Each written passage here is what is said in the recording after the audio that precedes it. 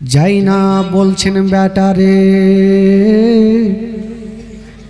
বেটা একটা তোমাদের কথা বলবো বেটা। বলছেন কি কথা? বলছেন বেটা রে, আমার মন চাইছে দিল চাইছে বেটা, আমি শহীদের মা হতে চাই। ওরে বেটা রে, আমার দান করার মতো কিছু নাই রে বেটা। দোনো ছেলে বলছেন মা গো তুমি কি বলতে চাও বলো। বলছেন বেটা রে, তোমাদের দোনো বেটাকে আমি একটা কথা বলবো, বলো তোমরা মানবে কি না। দোনো বেটা বলেছিলেন মা গো, ও গো জননী মা, বলো তুমি কি বলবে মা বলো। জাইনাব দোনো বেটাকে বুক কানে লাগায়া বলছেন বেটা রে আমি বলবো, হয়তো তোমরা শুনবে না। ওরে যুবকেরা যারা মাকে ভালোবাসে না তারা ঘটনাটা শুনেন বাবা, ইমান তাজা হয়ে যাবে। বেরাদার বন্ধুরা, জাইনা বলছেন বেটা যদি তোমাদের বলে দি তবে হয়তো তোমরা শুনবে না। দোনো ছেলে বলছেন মা তুমি একবার বলো তো দেখি তুমি কি বলতে চাইছো। যাই না বলছেন বেটা রে, এখন কারবালার প্রান্তরে যুদ্ধ চলছে বেটা, একের পর এক সব শহীদ হয়ে যাচ্ছে বেটা, গর্দানকে কাটিয়ে দিচ্ছে রে বেটা। তোমরা আমার দোনো লাডলা দুলারা, ওরে লাডলা দুলারা তোমরাও যাও রে বেটা, আর যুদ্ধের ময়দানে গিয়া তোমরা নিজের গর্দানকে কাটিয়ে দাও। যেমন এই কথা বলা দোনো ছেলে বাবা গো চুপ করে জমিনে বসে গেছে, মাথাটা নিচু করে বসে আছে না। যাই না বলছেন আল্লাহ আমি জানি আমার দোনো বেটা আমার কোনো মতে কথা শুনবে না, আমি জানি তোমরা আমার কথা শুনবে না বেটা। দোনো বেটা চুপ করে বসে আছে। আজকাল যদি কোনো বাপ বেটাকে বলে হারে বেটা যা ওই জায়গাতে যুদ্ধ চলছে, তুই গিয়ে যুদ্ধের ময়দানে যুদ্ধ করে শেষ হয়ে যা, তো আজকাল বেটা কি করবে, তার ওয়ারি বাহির করে আগে বাপের গলা কাটবে যে তুই তো বেশি দিন বাঁচবি না, চল তোকে দুনিয়া থেকে উঠিয়ে দিবি। হ্যাঁ, কিন্তু দোনো বেটা যখন চুপ করে বসে আছেন, মা বলছে হারে বেটা আমি জানতাম তোমরা আমার কথা শুনবে না। দোনো ছেলে বলছেন মা গো খবরদার এই কথাটা মুখে আনবে না। মা গো আমরা এখন পর্যন্ত দুনিয়াটা দেখিনি মা, আমরা দেশটা ঘুরিনি মা। মা গো আমরা কেমন করে যুদ্ধের ময়দানে যাব। মা গো যখন তুমি বলেছো মা তবে আমরা যাব যুদ্ধের ময়দানে, তবে দুইটা ছোট্ট ছেলে 10ই মহরমের দিনে মার হাত ধরে বলছে মা গো আমরা যুদ্ধের ময়দানে যাব মা, জানি না ঘুরে আসবো কি আসবো না, তবে মা গো যাওয়ার আগে মা একবার আমাদের বুকে ধরে মা একটু অন্তর থেকে আদর করে নেন। জানি না আর মার ভালোবাসা পাবো কি পাবো না। হায় রে মা, জাইনাব দোনো বেটাকে যেন বুক কানে ভরে নিয়েছেন বাবা। ওরে লাডলা দুলারা, ওরে কলেজার পারা, ওরে নয়নের তারা, এসো তোমরা আমার বুকে আসো। বুকে ভরে নিয়ে গালে মুখে চুমা খাচ্ছেন আর বলছেন বেটা রে যাও তোমরা যুদ্ধের ময়দানে যাও। তবে বেরাদার তখন তো পানি ছিল না যে সুন্দর করে গোসল বানিয়ে দিবে, গোসল বানাতে পারলো না। জামা পরিয়ে দিয়েছেন মা। শুনেন একটু গভীর মনোযোগ দিয়ান দেন বাবা। ওই মা কি তাদেরকে ভোজ খাওয়ার জন্য পাঠাচ্ছিলেন? না রে বাবা না, ইসলামকে বাঁচাতে নিজের জানকে কুরবান করতে পাঠাচ্ছে। মা যাই না বলছেন বেটা রে তোমরা যাচ্ছ যাও বেটা, তবে তোমরা একটা কথা তোমাদেরকে বলবো, তোমরা যুদ্ধের ময়দানে যখন যুদ্ধ করবে বেটা তোমরা ভয়ে পালিয়ে আসবে না। দোনো ছেলে বলছেন মা গো আমরা কথা দিলাম মা, আমরা যুদ্ধের ময়দান থেকে পালিয়ে আসবো না। হায়রে দোনো ছেলে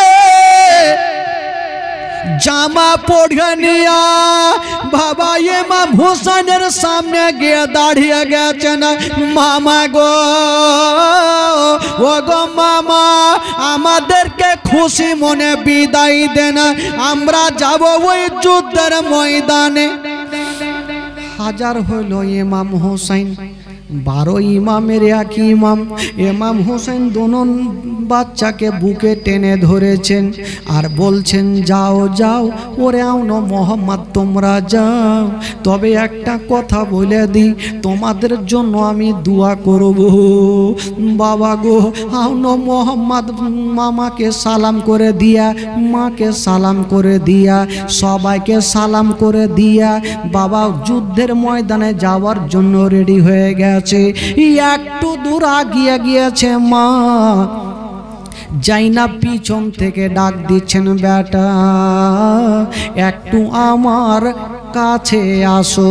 দোনো বেটা বলছে মা গো মা তুমি কি জানো না মা, যখন কেউ দিল্লি বোম্বাই যায় মা তবে পিছন থেকে ডাক দিতে নেই মা, তোমার কথা মতো আমরা যাচ্ছি মা, তুমি পিছন থেকে কেন ডাক দিলে?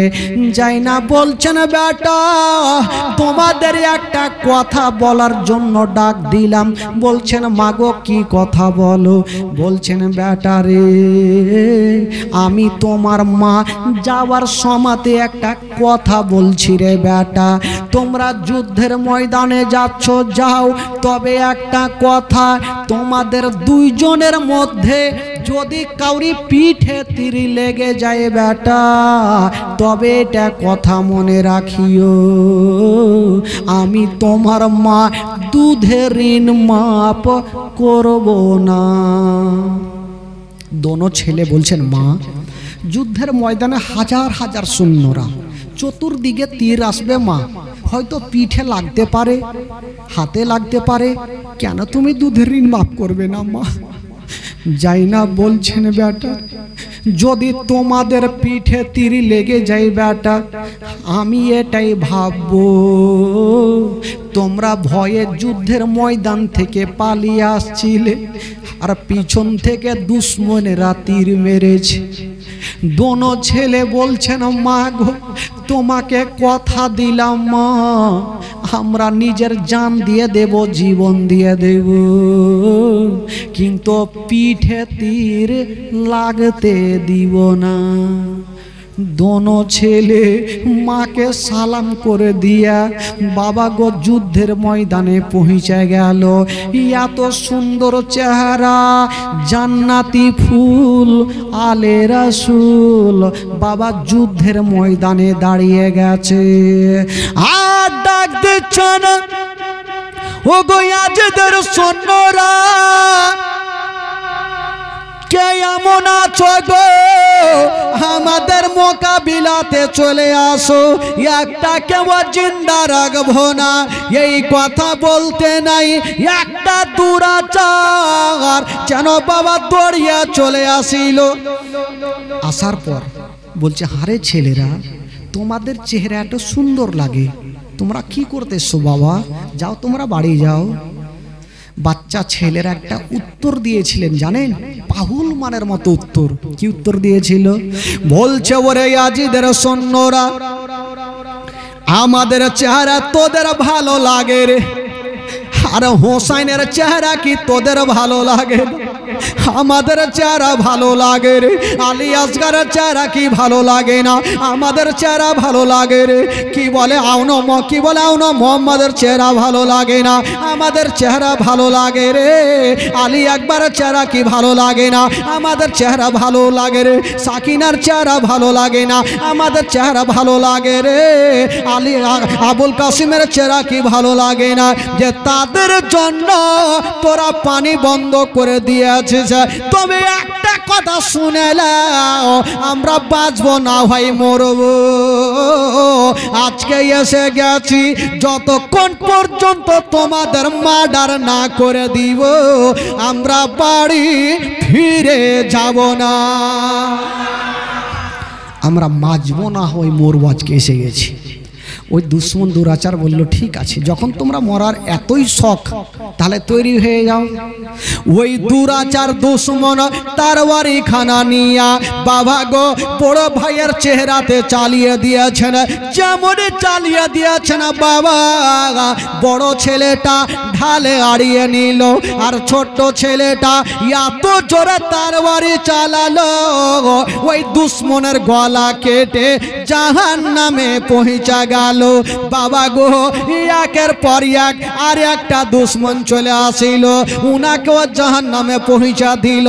যার শরীরে নবী বংশের রক্ত আছে গো, তার সঙ্গে মোকাবিলা করে কেউই টিকতে পারে না। জোরে বলুন। যার শরীরে নবী বংশের রক্ত আছে তার সামনে কেউ টিকতে পারে না। এবার ওই দিকে ইবনে সাদের অর্ডার হইল, এক কাজ করো, এইভাবে হবে না, একই সঙ্গে তাদেরকে হামলা করতে হবে। বেরাদার, ইনারা মিটিং করতে লাগলো, আর দোনো ছেলে আলোচনা করছেন। কি আলোচনা? যে ইনারা মিটিং করছে, কি করবে জানি না। হঠাৎ করে বন্ধুরা উনাদের মিটিং শুরু হয়ে গেল। ইবনে সাদ বলল, এক কাজ করো, ইয়াকে সঙ্গে তীর চালাতে লাগো, ইয়াকে সঙ্গে তীর বর্ষণ করো। বেরাদার বন্ধুরা, 22,000 সৈন্যরা ইয়াকে সঙ্গে তীর চালাতে লেগেছে। যেই মতো বৃষ্টি বর্ষণ হয়, সেই মতো তীর বর্ষণ শুরু হয়ে গেল। কোনটাকে থামবে রে বাবা, কোনটাকে থামবে? হাতে লাগে টেনে দেয়, পায়ে লাগে টেনে দেয়, কপালে লাগে টেনে দেয়। এক দুরাচার দুশ্মন বড় ছেলেটাকে নিশানা করে তীর চালিয়ে দিল। এত জোরে তীর চালিয়েছে গো, ওই তীরখানা গিয়া লাগবি তো লাগ, বড় ছেলেটার হাতে লাগলো না, পায়ে লাগলো না, মাথায় লাগলো না। ওই তীরখানা গিয়া সোজা চোখের কোণাতে ঢুকে গেল। যেমনই চোখের কোণাতে ঢুকে গেছে, বড় ছেলেটা অজ্ঞান হয়ে যেন জমিনে পড়ে গেছে। একদিকে ছোট্ট ছেলেটা তরবারি চালিয়ে যাচ্ছে, যুদ্ধ করে যাচ্ছে, যেদিকে চালাচ্ছে দুই একটা কেটে জমিনে পড়ছে। একাই কত যুদ্ধ করবে? 13-14 বছর, 12-13 বছরের ছেলে। এক দুশ্মন দুরাচার বাবা একখানা তীরের নিশানা করে চালিয়ে দিল। ছোট্ট ছেলেটাকে নিশানা করে চালিয়েছে। হঠাৎ করে ওই তীরখানা গতি বেগে চলে আসিল, এসে লাগবি তো লাগ। ছোট্ট ছেলেটার হাতে লাগলো না, পায়ে লাগলো না, মাথায় লাগলো না। ওই তীরখানায় এসে ছোট্ট ছেলেটার পিঠে লেগে গেল। যেমনই পিঠে লেগেছে, পেট দিয়ে বার হয়ে গেছে, তীরখানা ঢুকে আছে। ছোট্ট ছেলেটা ওই অবস্থায় মা বলে জমিনে পড়ে গেল।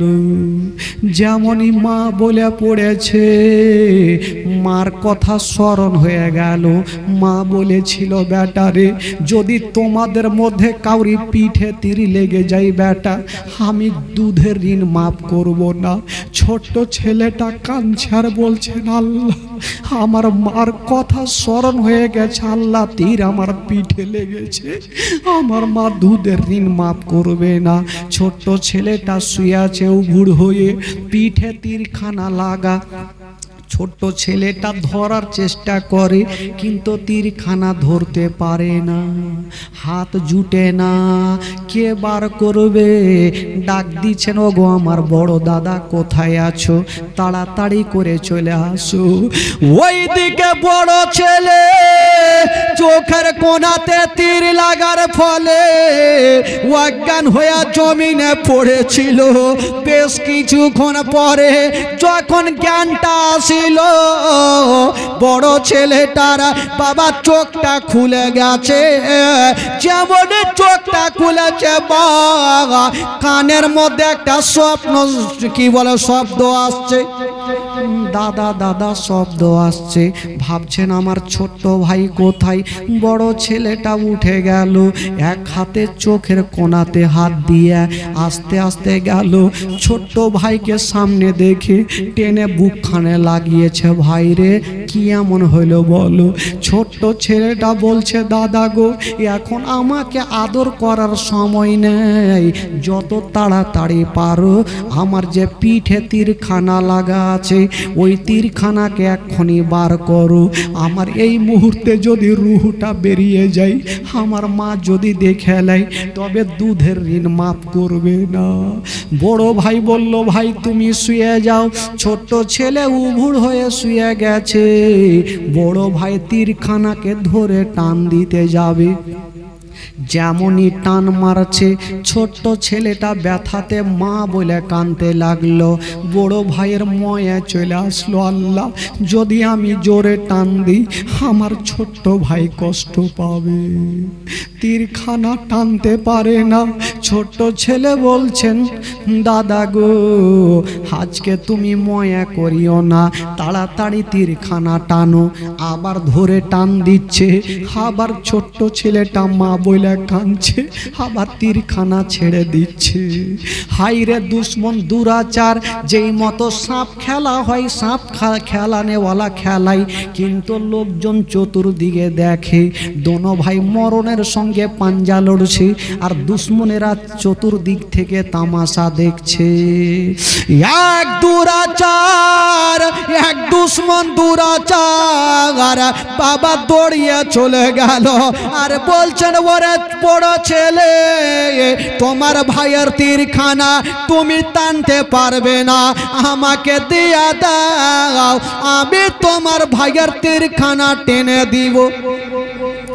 ভাই তো ভাইয়ের ওপরে ময়া ছিল, দয়া ছিল। দুশ্মনের বাবা কপালে সিল মোহর লাগা আছে, কোনো দয়া নেই।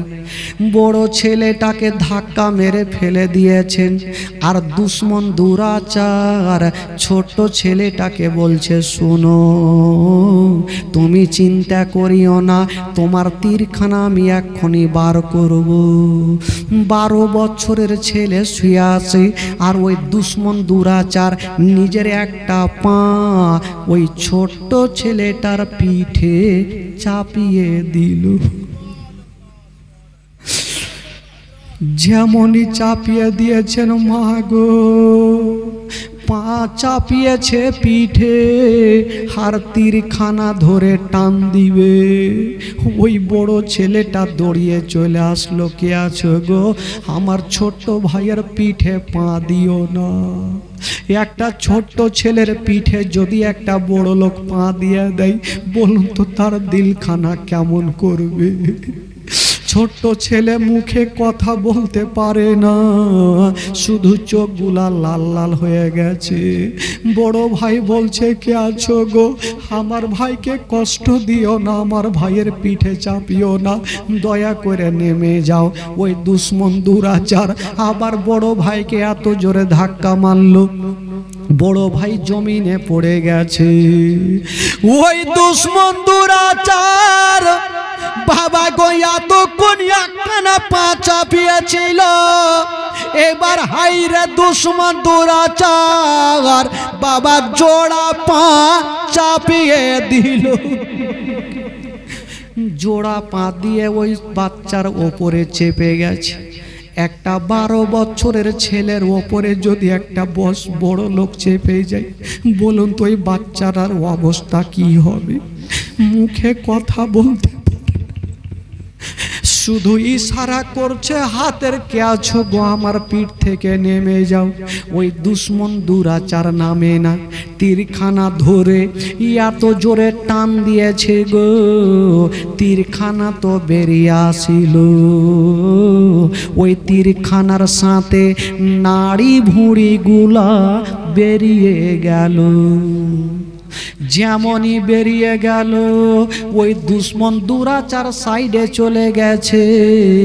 আর বাচ্চা ছেলেটাকে বড় ভাই টেনে বুকে লাগায়া জামাটা খুলে বাবা সুন্দর করে পেটটাকে বেঁধেছে, কারণ নাড়ি ভুঁড়ি বেরিয়ে যাচ্ছে। ছোট ছেলে বলছে না, দাদা গো একবার আমার মার কাছে আমাকে নিয়ে চলো, একবার আমাকে মার কাছে নিয়ে চলো। ঠিক আছে ভাই, চিন্তা করো না, চলো নিয়ে যাব।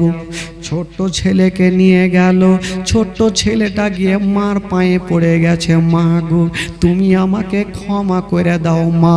তবে মা গো আমি ভয়ে পালিয়ে আসিনি মা, দুশ্মনেরা পিছন থেকে আমাকে তীর মেরেছিল মা। আমি সিনাতে নিতে চেয়েছিলাম মা, কিন্তু পিছন থেকে আমার পিঠে তীর লেগেছে মা, আমাকে ক্ষমা করে দাও মা। যাই না বলছেন বেটারে, আমি জানি তোমরা ভয়ে পালিয়ে আসবে না, আমি জানি পিছন থেকে তীর মেরেছে। তবে বেটারে একটা কথা আমি তোমার মা বলবো, মা কেমন ছিল আর সন্তান কেমন ছিল। মা বলছেন বেটা এখনো তোমাদের কাজ শেষ হয়নি, যাও রে বেটা যাও, আবার তোমরা যুদ্ধের ময়দানে যাও, নিজের গলাকে কাটিয়ে দাও। দুটা ছেলে বলছেন মা গো আমরা যুদ্ধের ময়দানে আবার চলে যাব মা, তবে শেষবারের মতো একটা কথা বলবো। বলছে মা গো যদি পারো মা তবে এক চুল্লু আমাকে আমাদের পানি দাও মা, যদি একটু পানি পেয়ে যাই মা তবে আমার মামা হোসাইনকে আর যুদ্ধের ময়দানে যেতে হবে না। বলেছিলেন বেটারে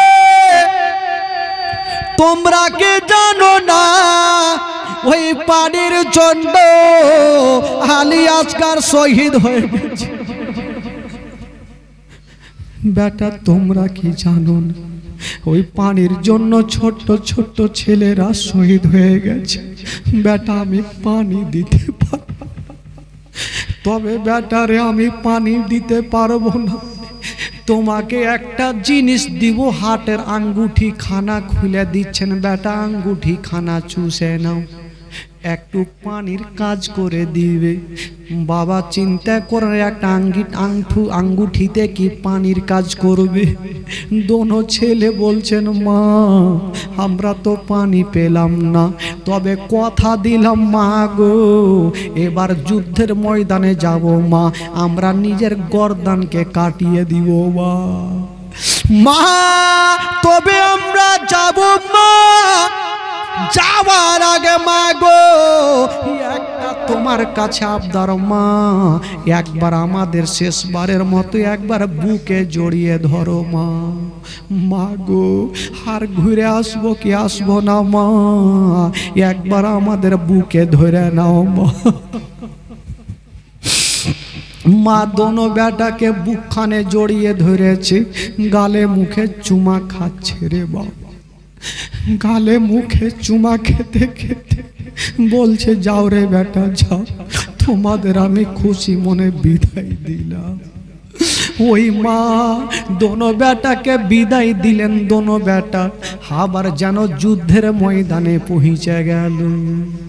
যেমনই পৌঁছে গেছেন বাবা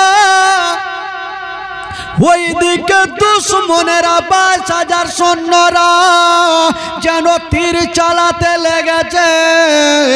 এত তীর চালাই বাবা, ছোট্ট ভাই একদিকে পড়ে গেছে, বড় ছেলেটা একদিকে পড়ে বা যেন যারে যার হয়ে কাঁদবে। ওই দুশ্মন দুরাচারেরা দৌড়িয়ে চলে আস।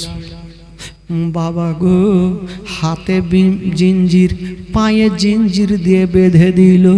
আর একজন দুশ্মন দুরাচার তার বাড়ি নিয়ে দাঁড়িয়ে গেল, বলছে ওরে ছেলেরা, এবার তোমরা মরার জন্য তৈরি হয়ে যাও। বড় ছেলের দিকে চালাচ্ছে, ছোট্ট ভাই বলছে কে আছো গো, আগে আমার গলাটা কাটো, তারপরে আমার ভাইয়ের দাদার গলা কাটবে। বড় ভাইয়ের দিকে চালাচ্ছে, ছোট্ট ভাই আগাচ্ছে। দুশ্মন দুরাচার বলল তোমরা একই সঙ্গে শুয়ে যাও। বাবা একই সঙ্গে শুয়ে গেছে। এত সুন্দর চেহারা, সূর্যর মতো চেহারা, জান্নাতি ফুল আলে রাসূল একসঙ্গে শুয়ে গেছে। ওই দুশ্মন দুরাচার তারওয়ারি খানা চালাতে যাবে। ছোট্ট ভাই বলছে দাদা গো, ওই যে তারওয়ারি খানা আমার গলাতে পড়বে, দাদা কতটা ব্যথা লাগবে বলুন। সেই দিন তাদের অবস্থা কি হয়েছিল বাবা গো। ওই দুশ্মন দুরাচারদের দিলে ময়া হয় না। বাবা তারওয়ারি খানা নিয়ে দাঁড়িয়ে আছে। বড় ভাই বলল ওরে আমার ছোট্ট ভাই রে, চিন্তা করো না ভাই, এ দুনিয়ার পানি আমাদের নসিবে না থাকলেও কিছুক্ষণ পরে আমরা হাউজে কাউসারের পানি পান করব। হাউজে কাউসারের পানি পান করব রে ভাই। সঙ্গে সঙ্গে বাবা গো, আমার ভাই মা বোনেরা, ওই দুশ্মন দুরাচার তারওয়ারি খানা চালিয়ে দিল। এত জোরে তারওয়ারি চালিয়েছে বাবা, ওই তারওয়ারি খানা বাবা গো, দুই বাচ্চার কি বলে গলাতে পড়ে গেছে। একদিকে মাথা লাফাচ্ছে, একদিকে বডি লাফাচ্ছে। ওইদিকে ইমাম হোসেন বাবা খিমার মধ্যে থেকে দৌড়াতে দৌড়াতে গেল, আর দোনো ভাগনার বডি মাথাগুলাকে বুকে নিয়ে আস্তে আস্তে করে খিমার মধ্যে গেল। মা যাই না বলছেন ভাই জান গো, একবার আমার কোলে দেন, আমার লাট লাগে। যাই না বাবা কাটা মাথাগুলা নিয়ে বাবা গো বুকখানে লাগায়া বলছেন বেটা রে, আমি কথা দিলাম বেটা, আমি তোমাদের জন্য দুধের ঋণ মাপ করে দিলাম। বেটারে আমি দুধের ঋণ মাফ করে দিলাম। তবে বাবা গো, চাই না বলেছিল আমি এই জন্য দোনো বেটাকে আল্লাহর রাগে কুরবানি করলাম। কাল হাসরের মাঠে যদি আমার নানা আমাকে বলে ওরে যাই না, আমার নাতি হোসেন শহীদ হয়েছিল, তুমি কি করেছিলে, তখন আমি বলবো নানা গো আমার কাছে কিছুই ছিল না, তাই আমার দোনো লাডলা দুলারাকে আমি কারবালার প্রান্তরে শহীদ করিয়েছিলাম। বাবা গো, এবার ইমাম হোসেন বলল বহিন যাই না বরে, দাও তোমার দুটা বেটার কাটা মাথা আর বডি গুলাকে দাও, আমি নিয়ে যাব আর কারবালাতে দাফন করব। ইমাম হোসেন ঘাড়ে করে নিয়ে যেন বাবা চলে গেলেন সেই জায়গাতে যেখানে সবারই কবরখানা ছিল। বাবা গো, সেই জায়গাতে কবর তৈরি করা হইল, আর ওই দোনো ছেলে কেন মোহাম্মদকে দাফন করে দিল। বাবা দুনিয়া থেকে শহীদ হয়ে চলে গেলেন। সকলে পড়ুন ইন্না লিল্লাহি ওয়া ইন্না ইলাইহি রাজিউন। আল্লাহুম্মা সাল্লি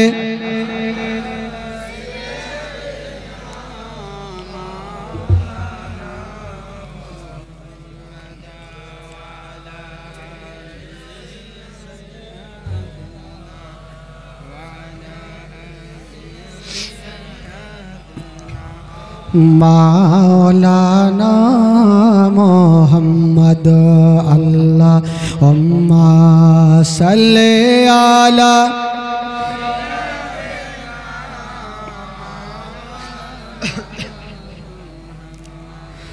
ওয়ালা আলে সাইয়্যিদিনা ওয়ালা আলে সাইয়্যিদিনা।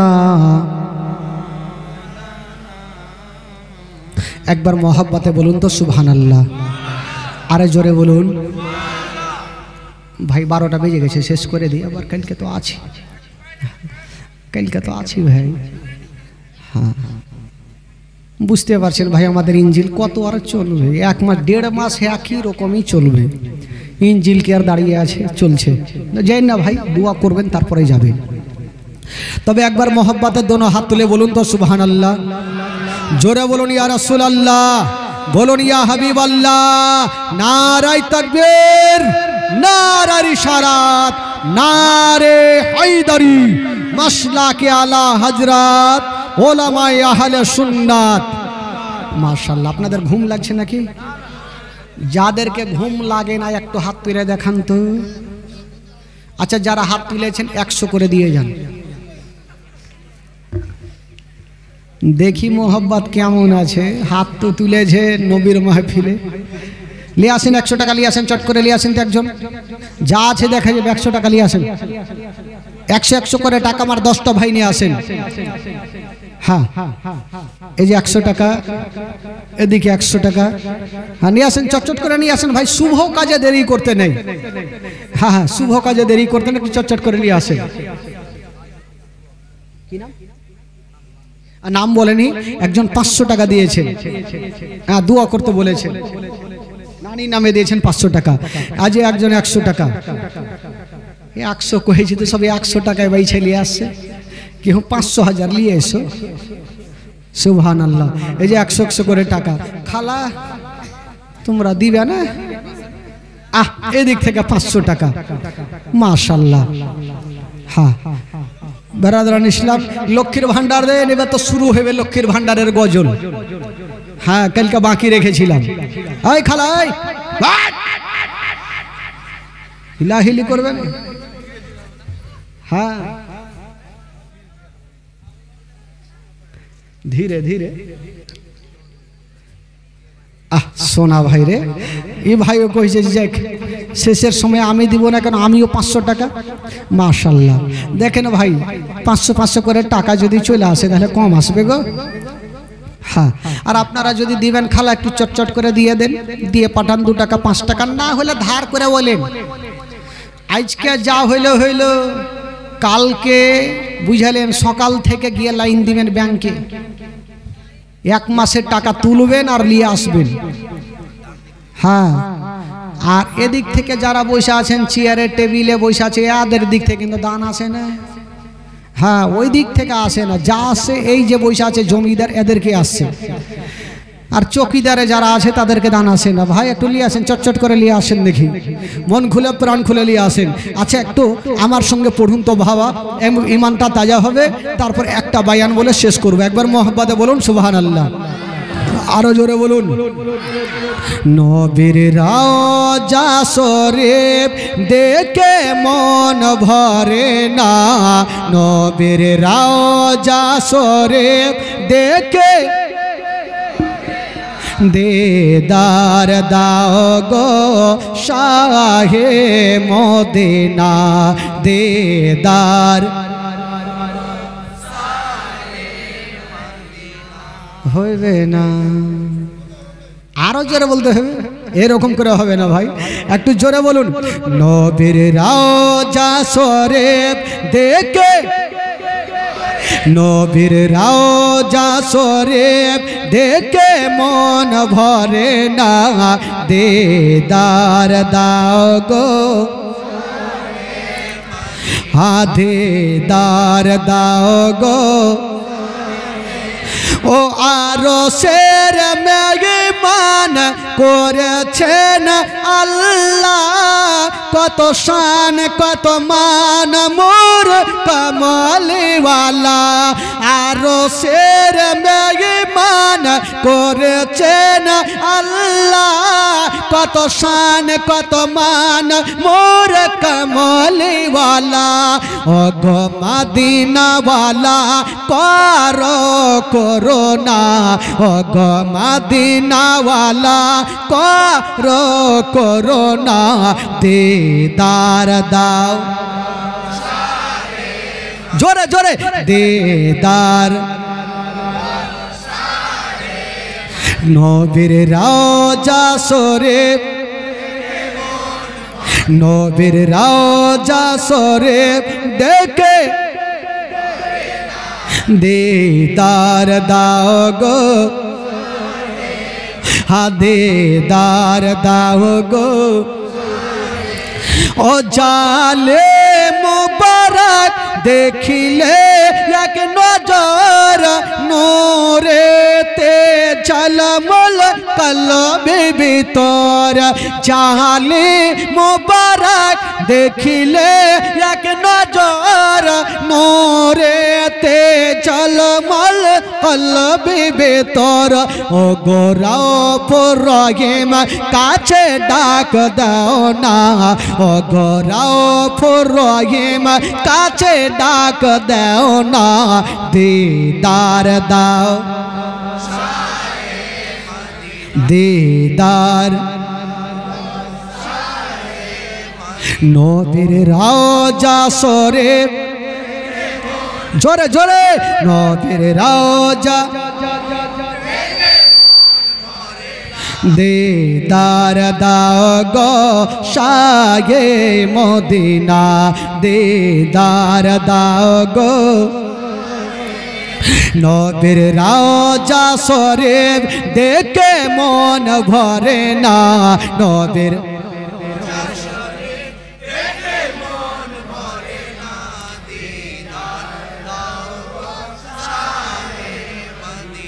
দিদার দাও গো, জোরে বলুন সুবহানাল্লাহ। আর জীবনী করতে ডাকবেন বক্তাকে কাউকে, সব হারি তো মুখস্থ হয়ে গেল, তার ডাইকে কি হবে ভাই?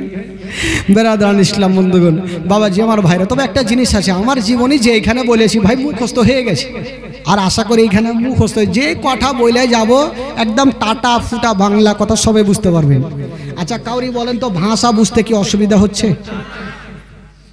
অসুবিধা যাদের হচ্ছে একটু হাত তুলেন তো ভাই, মাশাআল্লাহ। তার মানে কাউরি অসুবিধা নেই, সবাই বুঝে গেছে। যখন বুঝে গেছে তার জালসা কোহে লাভ কি আছে? আপনারাই করতে পারবেন। বেরাদারান ইসলাম বন্ধুগণ, বাবাজি আমার ভাইরা, তবে যারা দান করেছেন একটু তাদের জন্য আগে মন খুলে আগে দোয়া করেন ভাই, তারপর একটু ঘটনা শুরু হবে। আসুন সকলে মরণকে স্মরণ করে একবার হাত তুলে দোয়া করুন। আল্লাহু আমিন। রব্বুল আলামিন মাওলা গো, এই পবিত্র সভাতে বসে মাওলা গো আল্লাহ তোমার ঘরের জন্য 500, 10, 20, 50, 100, 200 করে দান করেছেন আল্লাহ। আল্লাহ যে উদ্দেশ্য নিয়ে দান করেছেন মাওলা, প্রত্যেকের দানকে তুমি কবুল করে নাও রব্বুল আলামিন। মাওলা গো জানি না মাওলা আমাদের মধ্যে কাউরি দাদা, কাউরি দাদি, কাউরি মা, কাউরি বাবা দুনিয়া থেকে চলে গেছেন মাওলা, জানি না তারা কবরে কি অবস্থায় রয়েছেন আল্লাহ। যদি তাদের কবরে আযাব হয়ে থাকে মাওলা, প্রত্যেকের কবরে আযাবকে দূর করে প্রত্যেককে তুমি জান্নাতবাসী করিও। আল্লাহুম্মা রাব্বু মুহাম্মাদিন সাল্লাল্লাহু আলাইহি ওয়াসাল্লাম, নাহনি বাদু মুহাম্মাদিন সাল্লাল্লাহু আলাইহি ওয়াসাল্লাম। সুবহান রাব্বিকা রাব্বিল ইজ্জাতি আম্মা ইয়াসিফুন ওয়া সালামুন আলাল মুরসালিন ওয়ালহামদুলিল্লাহি রাব্বিল আলামিন।